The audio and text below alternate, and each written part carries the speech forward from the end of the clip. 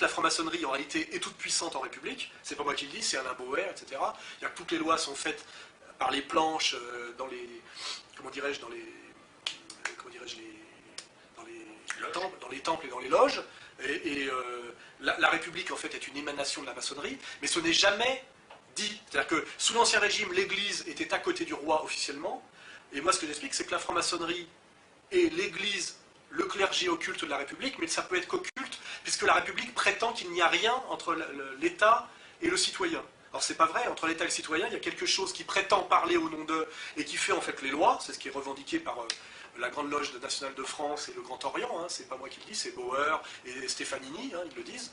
La France, c'est 40 000 vénérables et 150 000 frères, et pas du tout les citoyens qui finalement sont des vaches qui regardent passer des trains, hein, des spectateurs. Un pouvoir parallèle, une force occulte, un État dans l'État, peu importe l'influence qu'on lui prête, la franc-maçonnerie a depuis toujours alimenté toutes sortes de fantasmes. On dit que on ne peut pas constituer un gouvernement sans qu'il y ait au moins un ministre franc-maçon. Le gouvernement, les informations se recoupent. Il y a à peu près une demi-douzaine de ministres qui sont francs-maçons. C'est d'ailleurs toujours dans les mêmes ministères que ça se retrouve. Hein, mais ça depuis toujours, c'est-à-dire à la défense, à l'intérieur, aux relations avec le Parlement évidemment, à l'éducation nationale. C'est quelquefois le ministre, c'est quelquefois son entourage, sont quelquefois des maçons, ils ont quelquefois simplement été initiés avant, mais c'est très clair. On ne peut pas dire que la franc-maçonnerie en France n'est pas un pouvoir, c'est un pouvoir. Une institution et, a fortiori, un réseau, c'est un peu comme un iceberg. Il y a l'influence visible et puis il y a l'influence invisible. Ce qu'elle pèse aujourd'hui, ce qu'elle veut faire aujourd'hui, ce n'est pas négligeable. Est-ce que cette franc-maçonnerie est en quelque sorte un gouvernement occulte, comme l'affirment par exemple les catholiques, qui en sous-main dirigent la République et dont les hommes au pouvoir ne seraient en quelque sorte que les marionnettes? Les francs-maçons sont l'objet d'une triple accusation. D'abord, ils ont voulu instaurer la République contre la monarchie. Deuxièmement, ils veulent décatholiciser la France. Et troisièmement, ils constituent le véritable pouvoir. Car derrière l'apparence d'un pouvoir parlementaire, ministériel, il y a les loges, il y a le Grand Orient notamment.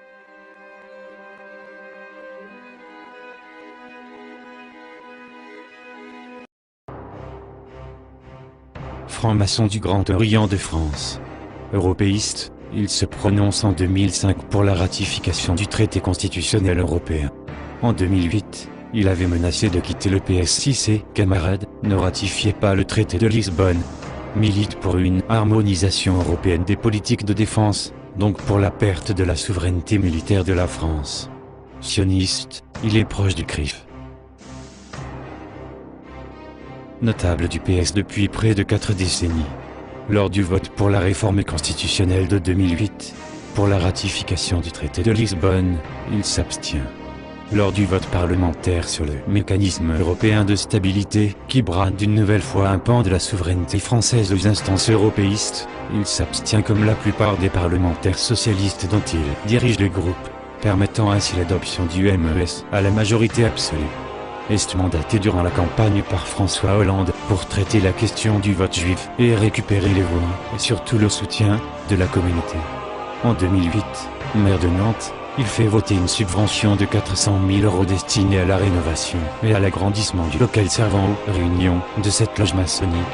Face aux critiques de l'opposition, il dut finalement abandonner le projet.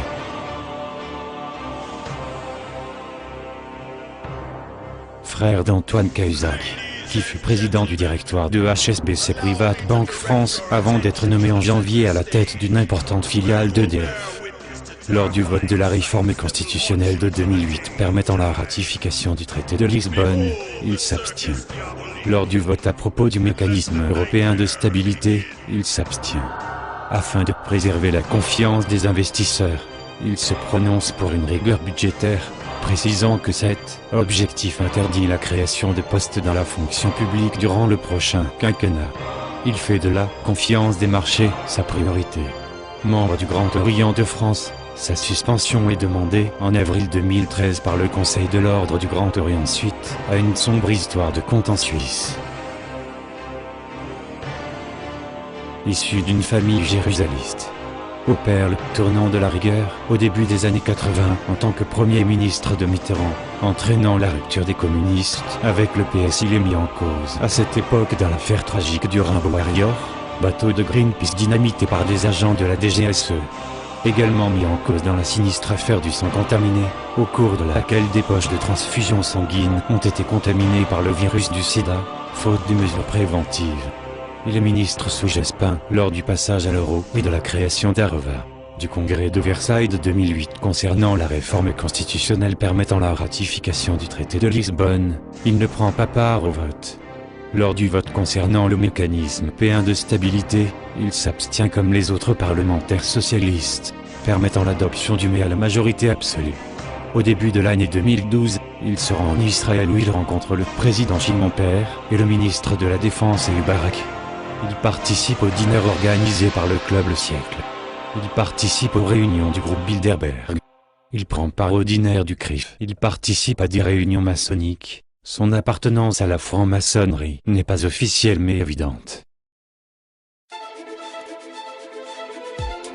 Marié à la journaliste Nathalie Ben-Sahel, militant trotskiste à CDB, soutien de Dominique Strauss-Kahn en 2011, il se rallie ensuite à François Hollande.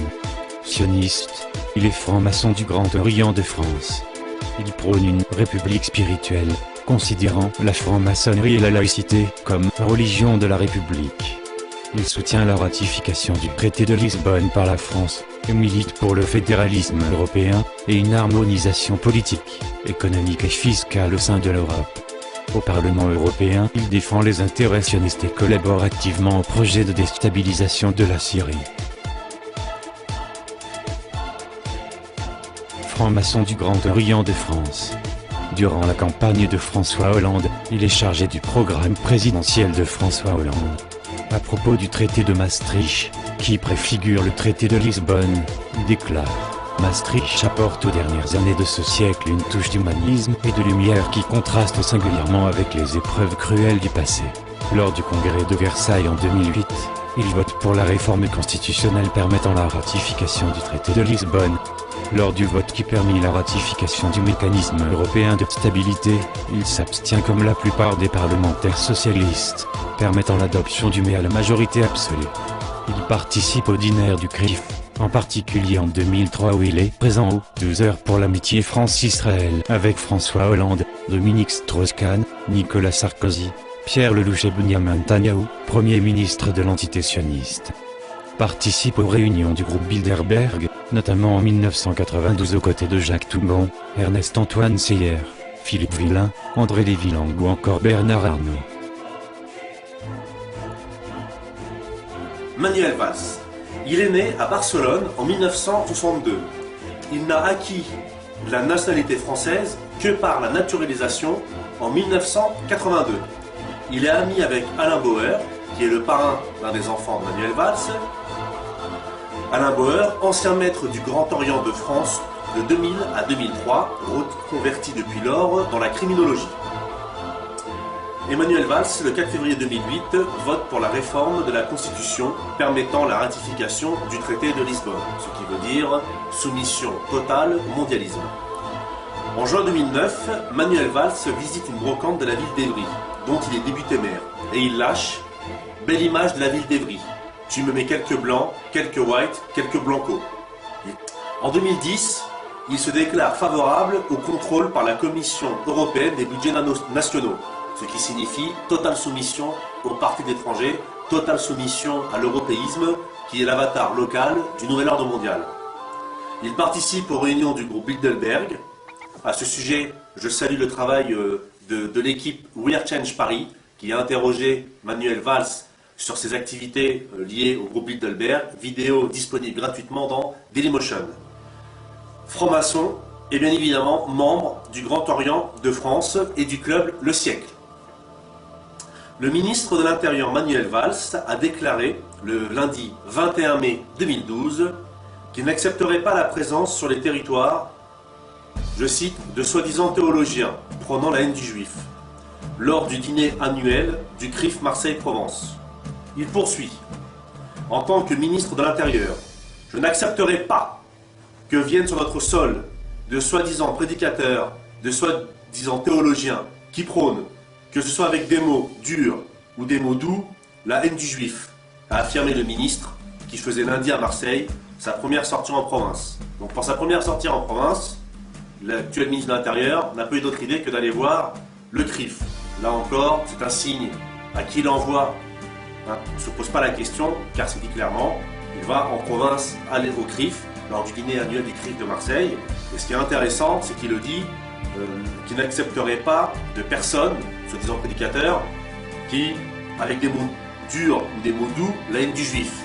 Par contre, si sur le sol français, des personnes ont des mots doux ou des mots durs contre le catholique, le musulman, l'athée ou simplement le français ou l'européen, là, il n'y a pas de problème, bien évidemment. On peut lire, sous les ovations, il avait aussi affirmé que le boycott de l'État d'Israël est une aberration. Pour conclure, la politique du gouvernement israélien doit être critiquée, mais jamais sur sa légitimité, et encore moins sur son existence. Et là, pour finir, aucun État n'est à ce point menacé. Ce qui laisse évidemment songeur. Il avait également déclaré auparavant, par ma femme, je suis lié de manière éternelle à la communauté juive et à Israël. Issu d'une famille jérusaliste. Soutien historique de Dominique Strauss-Kahn. Lors du vote pour la réforme constitutionnelle de 2008, pour la ratification du traité de Lisbonne, il s'abstient. Directeur de campagne de François Hollande durant la campagne de 2012, il est vice-président du Cercle de l'Industrie, lobby patronal européen, en lien avec le MEDEF, dont Strauss-Kahn fut également président et initiateur avec Friedrich Lévy, PDG de Renault, et Maurice Lévy, président du directoire de Publicis, participant aux réunions du groupe Bilderberg. Les principales entreprises représentées au sein de ce lobby sont celles du CAC 40.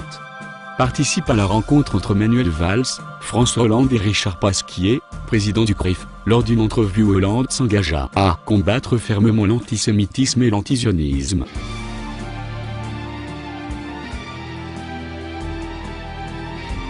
Franc-maçon du Grand Orient de France, il prône l'intégration de la laïcité dans la Constitution. Millionnaire, il déclare une fortune d'1,17 million d'euros, omettant la société civile, la Sapinière, qu'il gère avec Ségolène Royal, dont le capital s'élève à plus de 900 000 euros. Membre du Club Le Siècle. Sioniste, il participe à plusieurs reprises au dîner du CRIF, qui salue sa victoire. Il est également membre de la fondation atlantiste French American Foundation. En 2005, il fit campagne pour le oui au référendum visant à ratifier le traité constitutionnel européen. Lors du vote de 2008 concernant la réforme constitutionnelle permettant la ratification du traité de Lisbonne, il s'est abstenu. Lors du vote concernant le mécanisme européen de stabilité, il s'est également abstenu. Il est élu président de la République, avec moins de 40% des suffrages exprimés.